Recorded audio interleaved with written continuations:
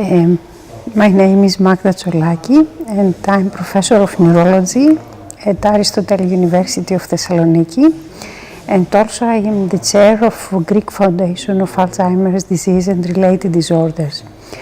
I started in 1995 to establish the Greek Alzheimer's Association first, in order to take care of patients and caregivers in Greece.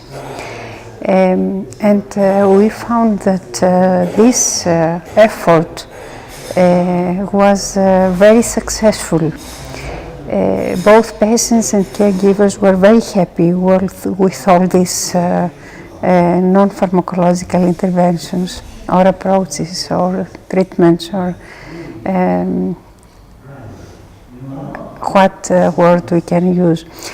And then we started to do this work in the churches. We had no space to belong to us, so we started in collaboration with the different churches in our city in order to have spaces and different programs like art therapy, reminiscence, dance therapy, body exercise programs were taking place in different spaces all over Thessaloniki, and these programs had very many patients and many caregivers. So in 2007 we started a program which was funded by European Commission. We found a very good building where about 30 professionals, health professionals, are working with patients and caregivers. So we have 4 programs there. The first program is for patients with mild cognitive impairment. The second program is for mild dementia. The third program is for home care. There are some professionals who go to the homes of the patients every day. And the last program is the program for caregivers, education and also supporting groups.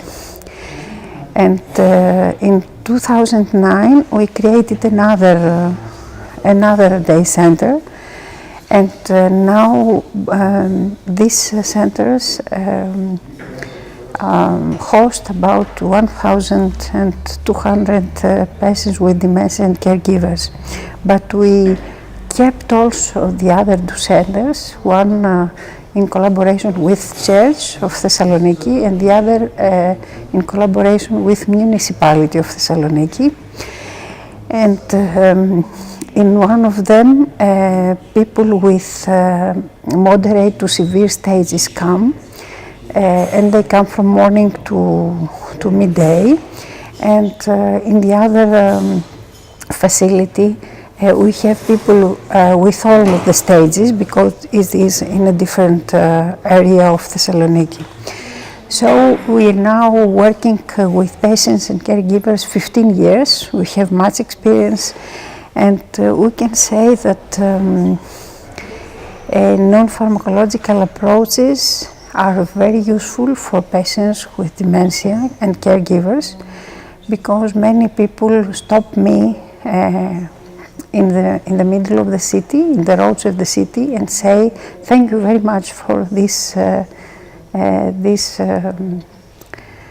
interventions you created and organized for us. And I don't know the people, because there are professionals in all 4 centers who are working with the patients. I'm working in the university, and I spend only 2 hours a day in order to give instruction and hear the problems and solving the problems, and this is what I do in Greece.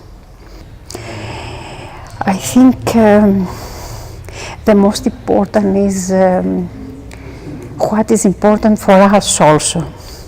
We have to find a group of patients who have the same interests and create their world. For example, if there are 10 patients of our group that they are happy attending theater, then we have to organize one visit to theater a week. If we have patients who love body exercise, then we can find some hours a day in order to give the opportunity to them to do body exercise. I remember a couple of people who said that the husband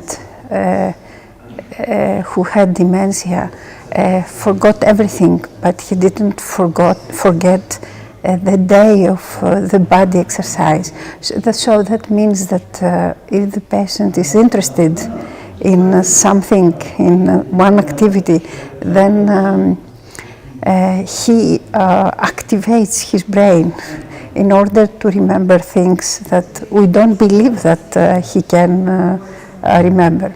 So the most interesting is to find the individualized interest for each patient and give the opportunity to everybody of them to have this chance in order to have a good quality of life.